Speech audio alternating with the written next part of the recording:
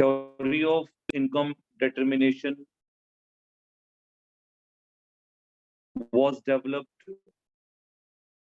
by Professor J.M. Keynes. J.M.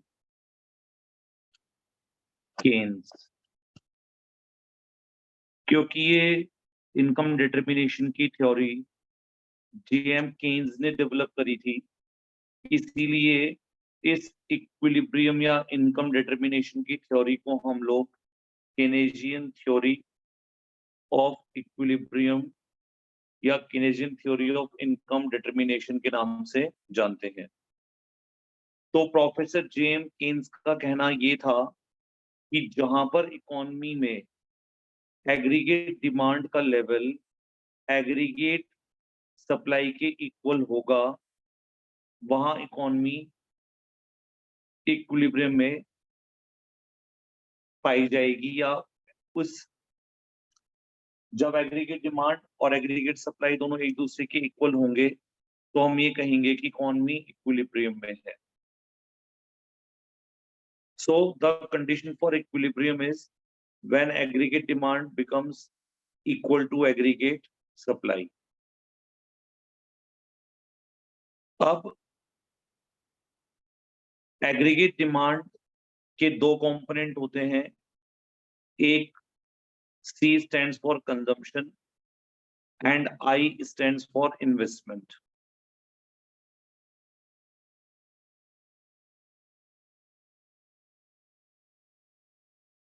अगर हम aggregate demand को डिफाइन करें तो aggregate demand means demand for goods and services either for the purpose of consumption, and second purpose is investment. Means जब economy में goods and services की demand की जाती है तो वो कंजम्पशन पर्पस के लिए या इन्वेस्टमेंट पर्पस के लिए की जाती है।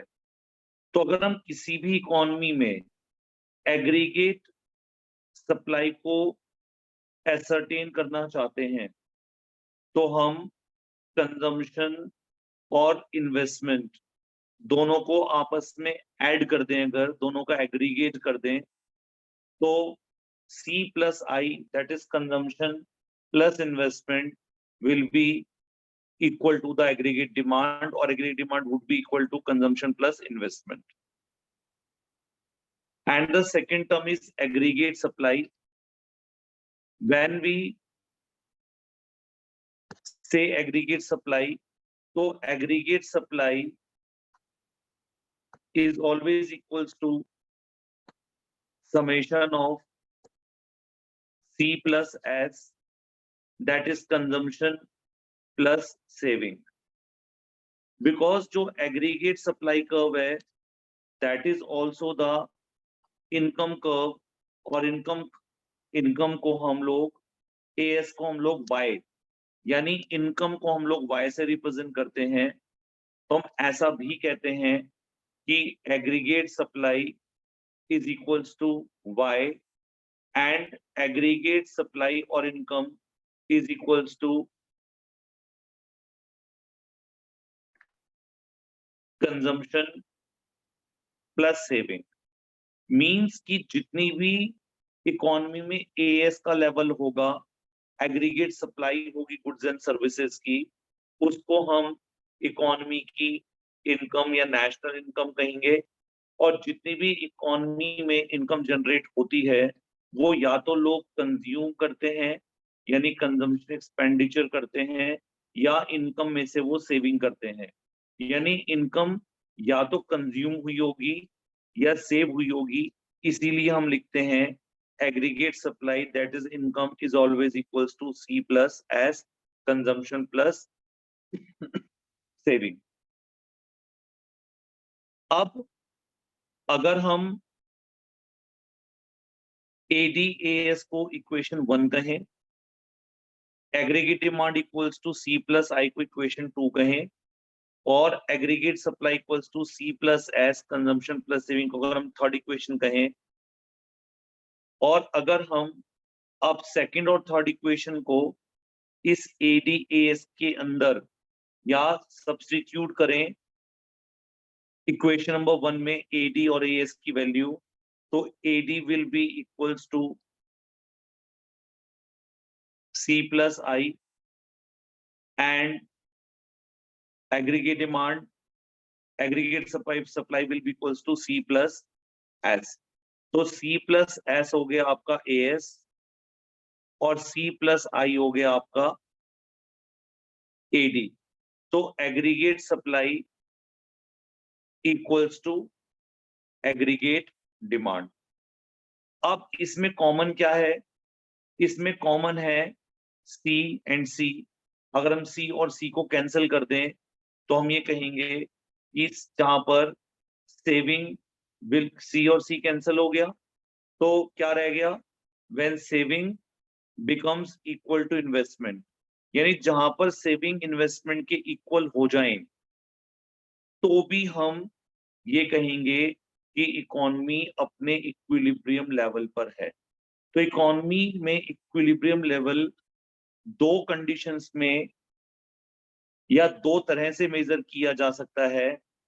या तो हम कहेंगे aggregate demand is equals to aggregate supply, और when aggregate demand becomes equal to aggregate supply,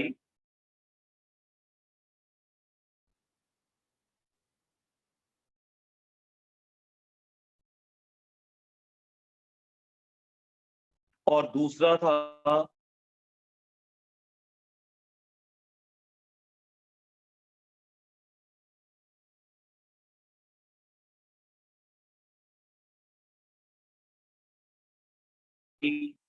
I'm sorry, cancelling C, so we will get investment is always equals to saving. तो जहां पर सेविंग इन्वेस्टमेंट एक दूसरे के equal हो जाती हैं वहां भी इकोनॉमी इक्विलिब्रियम में मानी जाती है. तो इसलिए इकोनॉमी के जब इक्विलिब्रियम लेवल को मेजर किया जाता है तो इसको मेजर करने की दो अप्रोचेज होती हैं. एक को हम कहते हैं ADAS approach, means aggregate demand aggregate supply approach, and second approach is known as saving investment approach, that is where saving becomes equals to investment.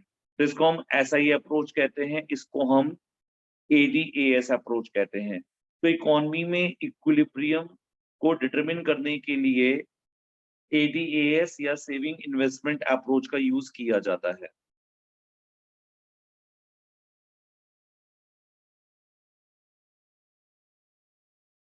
अब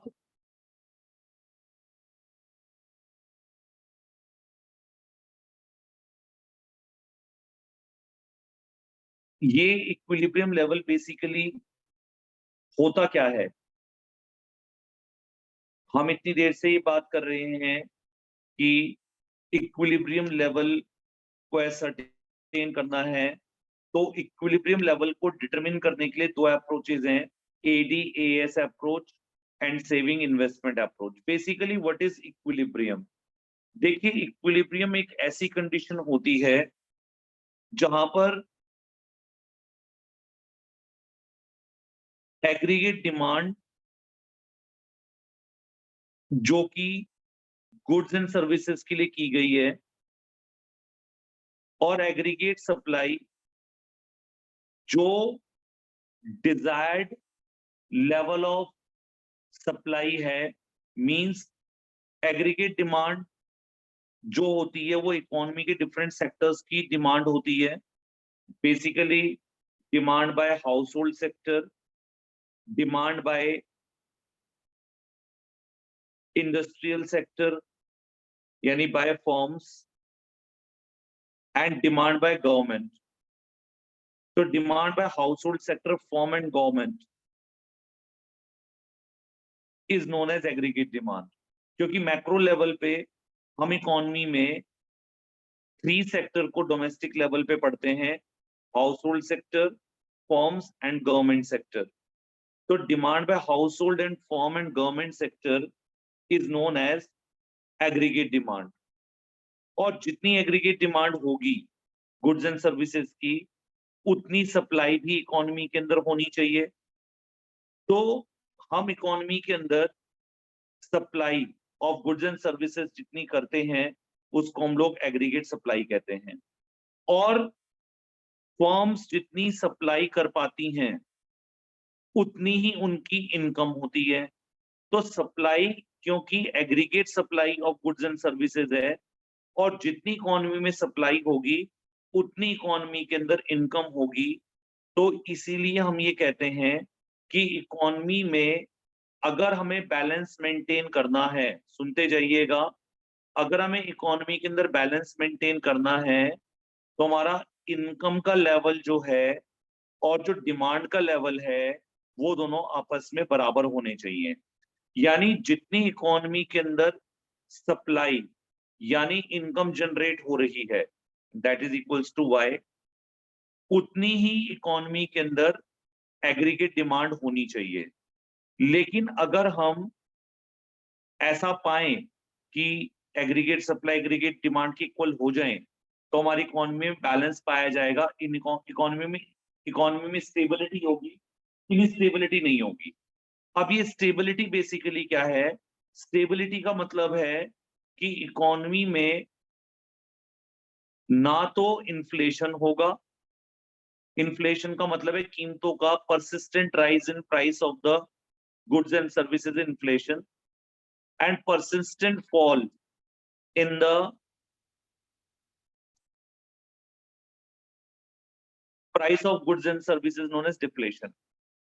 लेकिन अगर एग्रीगेट सप्लाई एग्रीगेट डिमांड के इक्वल हो जाए, यानी इकोनॉमी में जितनी income है उतनी ही डिमांड हो, जितनी डिमांड है उतनी ही इनकम होगी, तो ना तो इकोनॉमी में इन्फ्लेशन होगा ना इकोनॉमी में डिफ्लेशन होगा।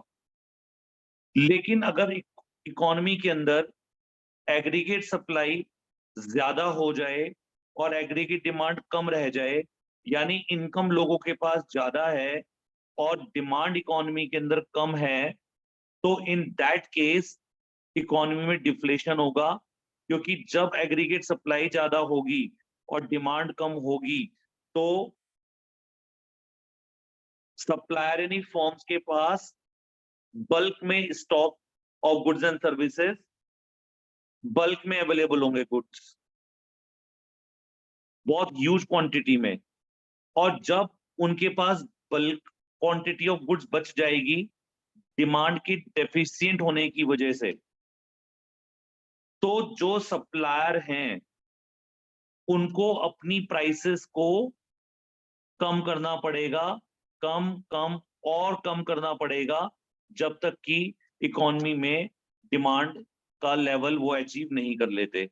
तो इसलिए हम अपनी सप्लाई को, जो कि गुड्स की बल्क क्वांटिटी हमारे पास इकट्ठी हो गई है, इन गुड्स को बेचने के लिए या स्टॉक को वाइप आउट करने के लिए सप्लायर्स को, फर्म को लगातार कीमतों को कम करना पड़ेगा, जिसको हम लोग डिफ्लेशन कहेंगे। और अगर एग्रीगेट एक बार इकोनॉमी डिफ्लेशन आना शुरू हो गया, कीमतें कम हो गई, तो कीमतों को दोबारा अपनी नॉर्मल लेवल पे लाने के लिए बहुत मेहनत करनी पड़ेगी, बहुत गवर्नमेंट को फिस्कल और मॉनेटरी पॉलिसीज को यूज करना पड़ेगा अगर डिफ्लेशन की सिचुएशन को खत्म करना है। सेम ऐसे ही एग्रीगेट डिमांड और एग्रीगेट सप्लाई में अगर डिमांड ज्यादा हो जाती है और इनकम यानी सप्लाई कम है और डिमांड बहुत ज्यादा है, तो ऐसी सिचुएशन में, क्योंकि सप्लाई कम होगी और डिमांड ज्यादा होगी, ऐसी सिचुएशन में प्राइसेस परसिस्टेंटली राइज करेंगे, जिस सिचुएशन को हम इन्फ्लेशन कहेंगे। और एक इकोनॉमी के अंदर जो जीपीएल है, जनरल प्राइस लेवल, वो परसिस्टेंटली राइज होता चला जाएगा। और फिर इस इन्फ्लेशन को कम करने के लिए दोबारा देश की गवर्नमेंट को मॉनेटरी और फिस्कल पॉलिसीज का यूज करते हुए इस इन्फ्लेशन वाली सिचुएशन को कंट्रोल करना पड़ेगा। यानी अगर इकोनॉमी ये चाहती है कि कोई भी इकोनॉमी ये डिजायर करती है कि इकोनॉमी में ना तो इन्फ्लेशन होना चाहिए, ना डिफ्लेशन होना चाहिए बियॉन्ड अ लिमिट। तो economy will go for the situation that AD becomes or AD should always remain equal to AS or AS should remain equal to AD. That situation is known as equilibrium level in the economy.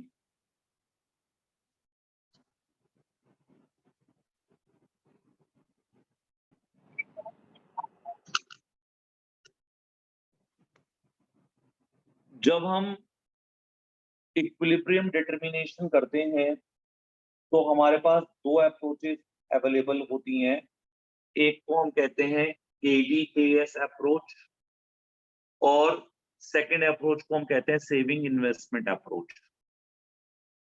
जब हम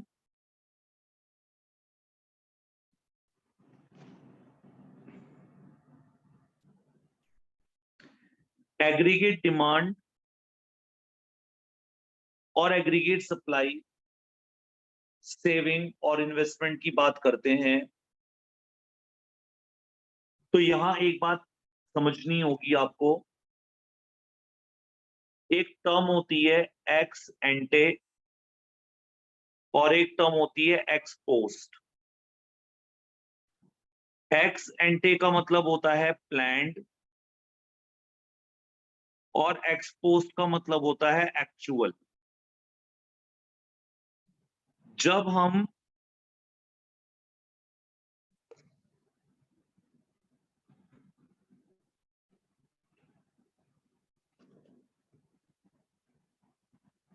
aggregate demand level aggregate demand level of the economy की बात करते हैं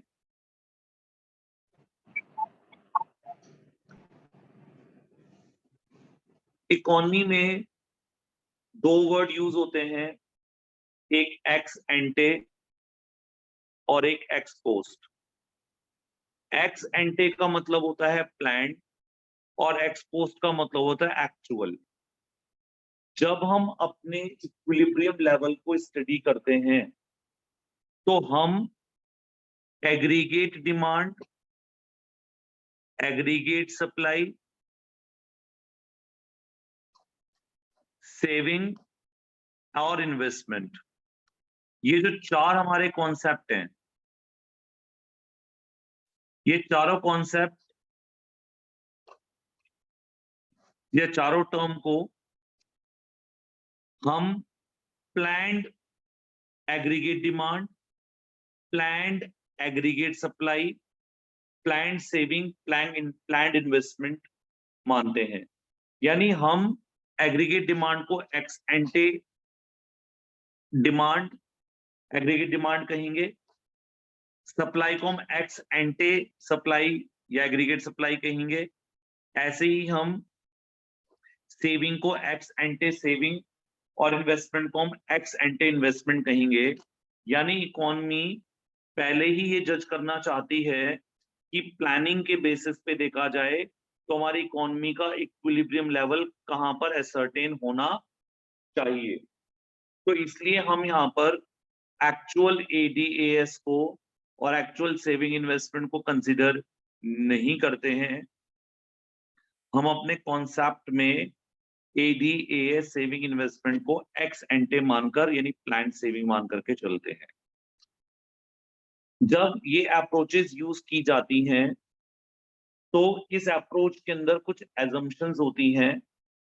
first assumption ये होती है, सुनिएगा ध्यान से, हमारी इकोनॉमी में 4 सेक्टर मॉडल एप्लीकेशन में होता है। 4 सेक्टर मॉडल में फर्स्ट सेक्टर होता है हमारा house hold sector, second sector होता है हमारा फॉर्म्स, थर्ड सेक्टर होता है हमारा गवर्नमेंट और फोर्थ सेक्टर होता है हमारा रेस्ट ऑफ वर्ल्ड। तो हम इकोनॉमी को, एक ओपन इकोनॉमी को 4 सेक्टर्स में बांट देते हैं, house hold, form, government and rest of world sector. For the sake of convenience हम अपनी इक्विलिब्रियम लेवल की स्टडी को इस 4 सेक्टर मॉडल में नहीं करते हैं, हम अपने इक्विलिब्रियम लेवल को 2 सेक्टर मॉडल में स्टडी करते हैं। यानी हम ये एज्यूम करते हैं कि इकोनॉमी में 2 सेक्टर एग्जिस्ट कर रहे हैं, हाउसहोल्ड और फर्म्स। इवन दो वहां पर गवर्नमेंट और रेस्ट ऑफ वर्ल्ड भी है, पर हम मान करके चलते हैं कि इकोनॉमी में 2 सेक्टर है, हाउसहोल्ड और फर्म्स। तो हम एब्सेंस मानते हैं गवर्नमेंट और फॉरेन सेक्टर की इन रेस्ट ऑफ वर्ल्ड की। और हम इन्वेस्टमेंट एक्सपेंडिचर को,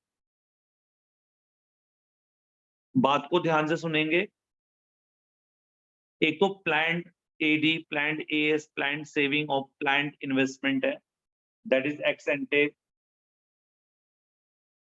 मानकर हम चलते हैं इनको। एक टर्म और है जो समझनी है, इन्वेस्टमेंट के अंदर 2 कॉन्सेप्ट होते हैं, एक होता है ऑटोनॉमस इन्वेस्टमेंट और सेकंड इन्वेस्टमेंट होती है कैटेगरी इन्वेस्टमेंट की induced investment. Autonomous investment and induced investment. ये जो ऑटोनॉमस इन्वेस्टमेंट है, इस ऑटोनॉमस इन्वेस्टमेंट का मीनिंग होता है the investment which is made in the economy without considering the level of income in the economy.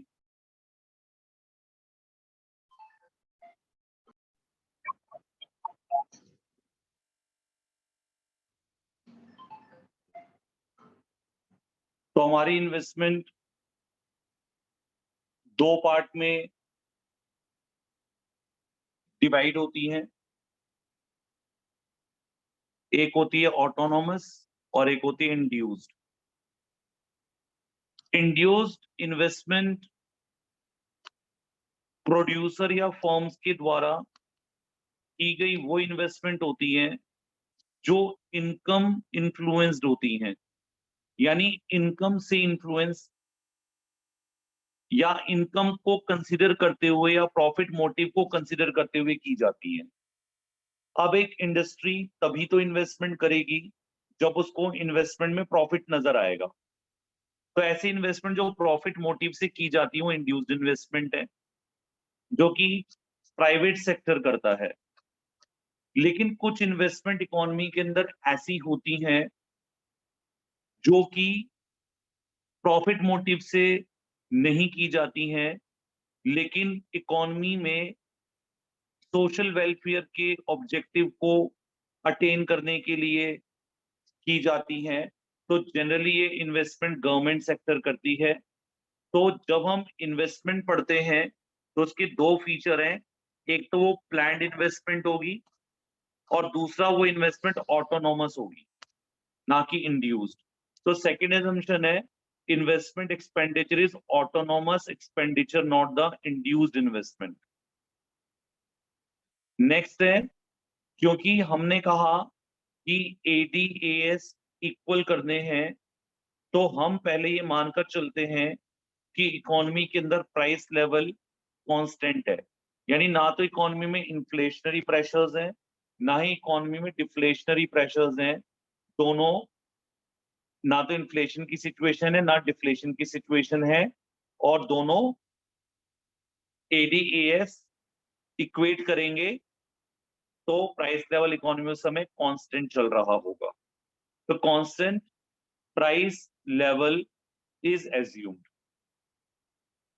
Second, fourth assumption is equilibrium output is to be determined in context of short run. जो हम यहाँ पर equilibrium ascertain करते हैं वो short run होता है, क्योंकि लॉन्ग रन में जाकर के फोर्सेस जो होती हैं वो लॉन्ग रन में डिफरेंटली बिहेव करती हैं। हम यहाँ पर इसलिए बात करते हैं, हम सिर्फ यहाँ पर शॉर्ट रन इक्विलिब्रियम कंडीशंस की बात करते हैं। 4 assumptions हैं। फर्स्ट, 2 सेक्टर मॉडल होगा। सेकंड, इन्वेस्टमेंट ऑटोनोमस होंगी। प्राइस लेवल कांस्टेंट होगा। Equilibrium level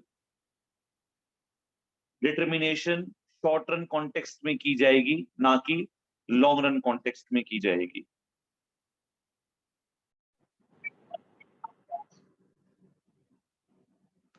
aggregates demand and aggregate supply approach से स्टार्ट करेंगे अब हम। अब ऊपर हमने पढ़ा कि aggregate demand is represented by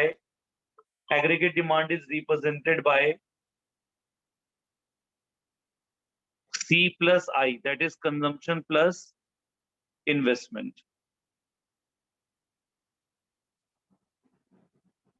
अब एग्रीगेट डिमांड के 2 कंपोनेंट्स हो गए, एक कंजम्पशन एक्सपेंडिचर और दूसरा इन्वेस्टमेंट एक्सपेंडिचर। जब हम कंजम्पशन को कंसीडर करते हैं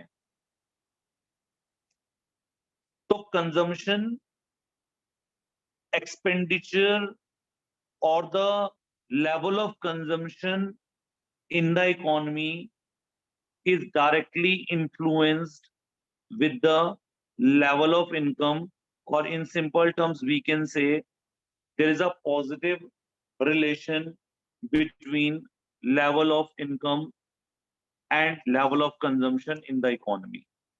As the income rises, consumption will rise. As the income falls, consumption will fall. So means both moves in the same direction. With the rise in income, level of consumption also rises and vice versa. Second is investment is autonomous investment. It is not dependent on level of income, or you can say key investment here considered to be as independent investment, that is it is irrespective of the level of income in the economy.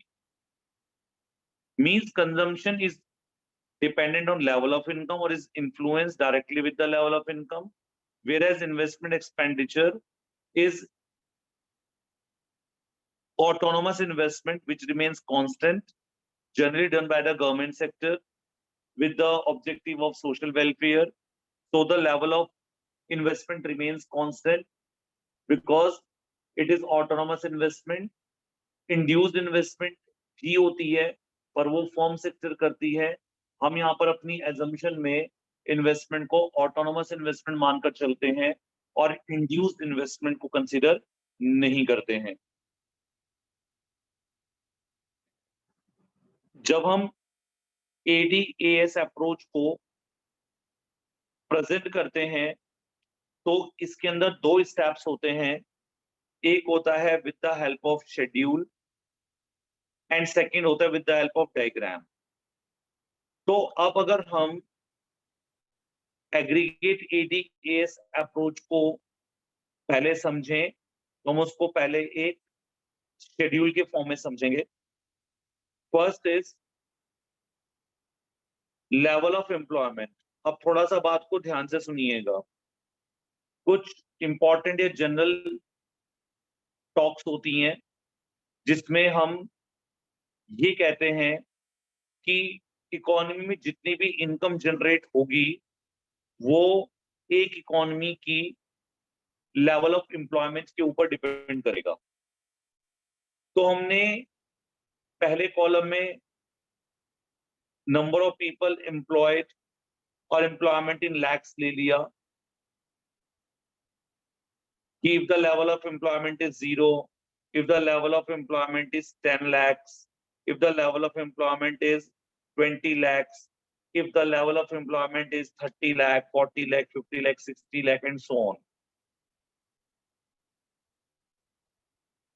As the level of employment rises, the level of income will also rise. As more number of people will be employed, definitely there will be more income in the economy, or more income in the economy will be generated. These all is hypothetical data, imaginary data है कि हम ये मानकर चल रहे हैं जब level of employment zero था तो इनकम का लेवल भी जीरो था। जब एम्प्लॉयमेंट 10 लाख पीपल की हुई तो 100 करोड़ की इनकम थी, या करोड़ में बाकी फिगर्स। और जब लेवल ऑफ एम्प्लॉयमेंट 20 लाख हुआ तो इनकम 200 करोड़ हो गई। जब लेवल ऑफ इनकम 30 करोड़ हुआ तो इनकम 300 करोड़ हो गई। जब लेवल ऑफ इनकम 40 हुआ तो इनकम 400 करोड़ हो गई, एंड सो ऑन। तो ये लेवल ऑफ एम्प्लॉयमेंट और इनकम में डायरेक्ट रिलेशन है। अब बात को ध्यान से सुनेंगे। इकोनॉमी में जितनी भी इनकम होती है वो या तो कंज्यूम होती है या वो सेव होती है। मींस इनकम का कुछ भाग कंजम्पशन एक्सपेंडिचर में जाता है और इनकम का बचा हुआ भाग सेविंग होता है। इसलिए हम ये कहते हैं Y income is equals to C plus S. तो अब आपने यहां पर सी प्लस एस को लिया है।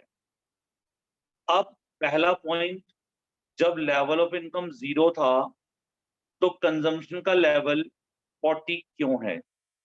अगर इनकम का लेवल जीरो है और कंजम्पशन का लेवल 40 है तो ये इंडिकेट करता है कि अगर इकोनॉमी में इनकम का लेवल जीरो हो तो भी मिनिमम सर्वाइवल के लिए जो पॉपुलेशन ऑफ द कंट्री है वो कंजम्पशन एक्सपेंडिचर तो करेगी ही, क्योंकि इनकम ना होने का मतलब ये नहीं है कि हम अपने लिए कुछ हम कंज्यूम ही नहीं करेंगे अपनी लाइफ के सर्वाइवल के लिए। कुछ तो गुड्स एंड सर्विसेज कंज्यूम करेंगे सर्वाइवल के लिए। तो हमने माना कि अगर इनकम का लेवल जीरो था तो इकोनॉमी में 40 करोड़ रुपीस की लेवल ऑफ कंजम्पशन था। जब इनकम का लेवल इकोनॉमी में जीरो होता है और कंजम्पशन नीड 40 करोड़ की है तो इस कंजम्पशन नीड को हम अपनी इनकम से फाइनेंस नहीं कर रहे होंगे, हम अपने इस कंजम्पशन नीड्स को सेविंग से फाइनेंस कर रहे होंगे। यानी कंजम्पशन एक्सपेंडिचर हमने सेविंग से अरेंज किया होगा। अब ये सेविंग कहाँ है? ये सेविंग हमारी पास्ट सेविंग्स हैं। यानी हमारे पास जो ओल्ड सेविंग्स पड़ी हुई थी इकोनॉमी में, हमने 40 करोड़ की सेविंग यूटिलाइज करके अपनी इनकम, अपनी कंजम्पशन नीड्स को फुलफिल करा है। जैसे आप यहाँ ऐसा समझ सकते हैं कि अगर मिस्टर ए अनएम्प्लॉयड हैं, उसके पास कोई अपनी नौकरी का साधन नहीं है, तो मिस्टर ए अपनी कंजम्पशन नीड्स कहाँ से पूरी कर रहे होंगे? तो हम ये कहेंगे कि मिस्टर ए ने पास्ट में कुछ सेविंग्स करी हुई होंगी, क्योंकि करंट इनकम का सोर्स जीरो है तो अपनी पास्ट सेविंग को यूज करते हुए वो कंजम्पशन एक्सपेंडिचर को फुलफिल कर रहा होगा। तो इसीलिए हम यहाँ पर सेविंग को यूटिलाइज कर रहे हैं। इसलिए saving zero level of income होने पर -40 रिप्रेजेंट हो रही है और कंजम्पशन जो है वो 40 करोड़ आ रही है। ये जो consumption zero level of income पर दिखाई गई है, इस कंजम्पशन लेवल को हम ऑटोनॉमस कंजम्पशन कहते हैं। और इस ऑटोनॉमस कंजम्पशन को हम सी बार से रिप्रेजेंट करते हैं। That C bar represents the autonomous consumption, and autonomous consumption refers to that level of consumption which is done by the economy at the zero level of income, and the source of such consumption or autonomous consumption is the saving. So that's why at zero level of income the savings were negative by -40, or we can call it as -40 was the this savings of the economy or in the economy.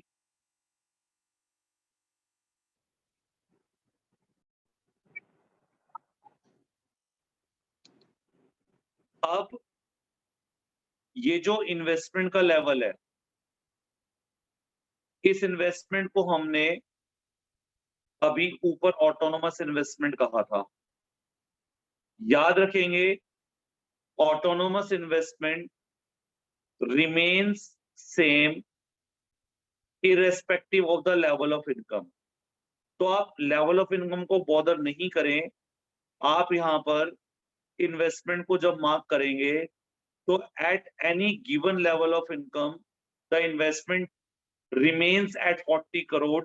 40 crore हमने एक assumed value ली है, पर हमने उसको हर जगह पर 40 करोड़ ही रखा है और ये बताया है कि इनकम के चेंज होने से, लेवल ऑफ इनकम चेंज होने से कंजम्पशन का लेवल तो इंप्रूव हो रहा है, इंक्रीज हो रहा है from 40 to 120, then 120 to 200, then 280, then 360, and so on.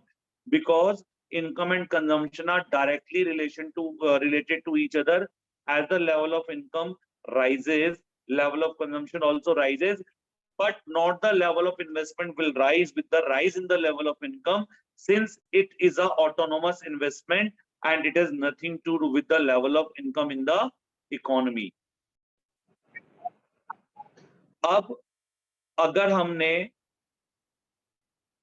Level of employment 10, level of income 100 पे कंजम्पशन 120 कर रहे हैं, यानी इनकम का लेवल इकोनॉमी में 100 करोड़ का है, लेकिन कंजम्पशन डिमांड जो है वो 120 करोड़ की है, तो इसका मतलब अभी भी हमारी इकोनॉमी में एम्प्लॉयमेंट का लेवल इतना नहीं आया कि वो हमारी कंजम्पशन नीड्स को पूरा कर सकें।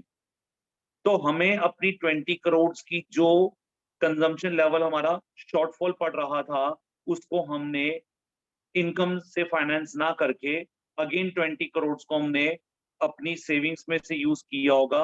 Again -20 is the dissaving at the level of income of 100 crore. Then at 20 lakh level of employment, level of income is 200 crore and the level of consumption is also 200 crores. That is exactly the level of income equates the level of consumption.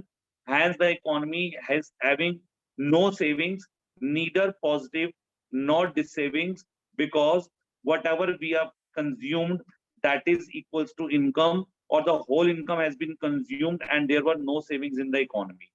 But still the investment is of 40 crores because it is a autonomous investment. Then with the rise in level of income from 200 crores to 300 crores, the level of consumption rises to 280 crores. तो यहाँ पर प्रश्न आ जाता है कि जब income का level 300 crore हुआ तो कंजम्पशन का लेवल 200 करोड़ से 300 करोड़ क्यों नहीं हो गया, वो 280 करोड़ ही क्यों हुआ?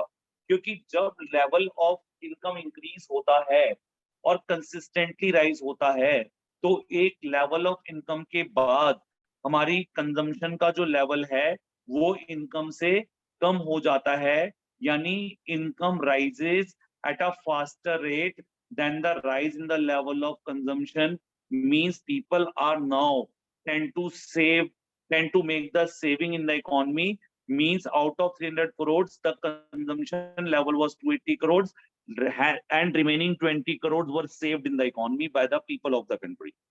And with the further rise in level of income, the consumption rises to 360.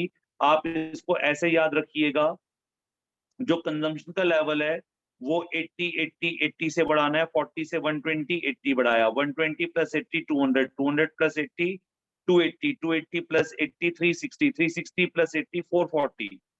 अब जब लेवल ऑफ इनकम 500 हुआ तो कंजम्पशन 360 करोड़ का था, 40 करोड़ की इकोनॉमी में सेविंग्स आ गई, देन 60 करोड़ आ गई 500 लेवल पर, then at the level of income 600 the consumption was 520 crore, 80 crore was the saving and the saving is rising after the zero level of saving with the rise in the level of income, because people will consume less of the income or less of income will be spent on consumption with the rise in the level of income.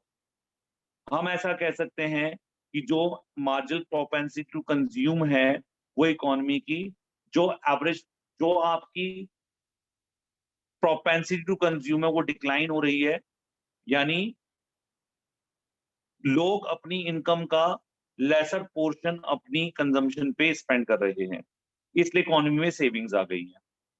अब अगर हमें AD निकालना है तो AD का formula था सी plus आई। ये जो आपका इकोनॉमी में इस शेड्यूल के अंदर जो कंजम्पशन लेवल है और जो इन्वेस्टमेंट लेवल है, इन दोनों को आपस में ऐड कर दीजिए सी प्लस आई करके, तो आप देखेंगे C plus I 40 plus 80, 40 plus 40 80, then 120 plus 120 plus 40 160, 200 plus 40 240, 280 plus 40 320, 360 plus 40 400, 440 plus 40 480, 520 plus 40 equals to 560. Similarly, by adding C plus S, we get the AS 40 plus minus 40, 0. Then saving और investment को, saving और consumption और saving schedule को देखना है। 120 minus 20 equals to 100. Then ये 200, then ये 300, then ये 400, then 500, then 600. अब आप देखिए ये जो आपका वाई लेवल इनकम का लेवल है और जो एएस का लेवल है वो दोनों क्या आ रहे हैं, इक्वल आ रहे हैं। तो हम क्या कहते हैं, aggregate supply will always equals to income. तो एएस और वाई दोनों सेम होते हैं, ये भी यहां से प्रूव हो जाता है। अब एज पर दिस अप्रोच हमारी इकोनॉमी तब इक्विलिब्रियम में है या होगी जब हमारे एग्रीगेट डिमांड और एग्रीगेट सप्लाई जो कि एक्स एंटे है, प्लान्ड है, तो planned AD is equals to planned AS, that is ex ante AD is equals to ex ante saving. अब वो कब हो रहा है, वो कहां हो रहा है, तो आप यहां देखिए कि जब आपका लेवल ऑफ एडी 400 है तो एएस का लेवल भी 400 है, और this is happening at the level of income of 400, क्योंकि एएस और वाई तो दोनों सेम ही होते हैं।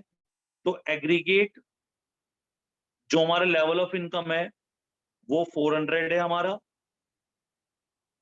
और एग्रीगेट सप्लाई का लेवल भी कितना है, 400 है। तो आप एएस इक्वल्स टू वाई देखें, which must be equals to AD.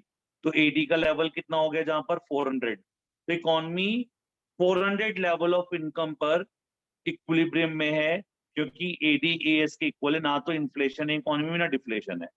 लेकिन अगर आप इससे पहले वाले लेवल में देखेंगे तो AD was greater than as.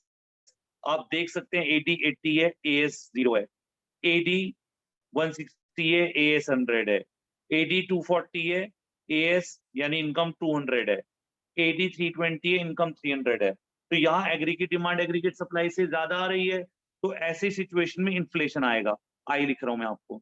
और अगर एएस ग्रेटर हो जाए एडी से बियॉन्ड लेवल ऑफ इक्विलिब्रियम, तो यहाँ पर आपका डिफ्लेशनरी प्रेशर्स क्रिएट होंगे, परसिस्टेंट प्राइसेस फॉल करेंगी और यहाँ पर परसिस्टेंट प्राइसेस राइज करेंगी। कारण जब एग्रीगेट डिमांड, लोग डिमांड ज्यादा कर रहे होंगे और इनकम कम होगी। जब इनकम कम होती है और डिमांड ज्यादा होती है तो फर्म के पास अपनी सप्लाई को एक्सपेंड करने का तो जरिया ही नहीं है। उन्हें तो जितनी सप्लाई करी थी या प्रोड्यूस करी थी वो सप्लाई कर रहे हैं, पर डिमांड साइड से डिमांड ज्यादा आ रही है, तो डिमांड को फुलफिल कर तो पाएंगे नहीं। तो वो उसी डिमांड को फुलफिल करने के लिए क्या करेंगे, अपनी प्राइस को बढ़ा देंगे। तो जब प्राइस बढ़ेगी, यानी जब डिमांड का लेवल ज्यादा होगा, सप्लाई का लेवल कम होगा, तो प्राइसेस बढ़ेंगी और कंसिस्टेंटली बढ़ेंगी, परसिस्टेंटली बढ़ेंगी, and will result into inflation.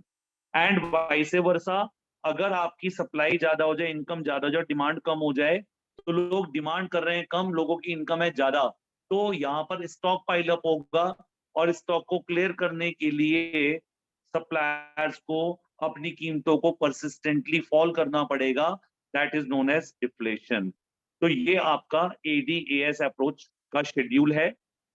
आप जब एडीएस अप्रोच का शेड्यूल बनाते हैं तो ये सी प्लस आई ये सारा दिखाते हैं हम कि ताकि बच्चे को डेरिवेशन समझ आ जाए कि एडी और एएस को हमने कैसे डिराइव किया होगा। तो दिस इज नोन एज बेटा aggregate demand and aggregate supply approach and equilibrium level with the help of a ADAS schedule.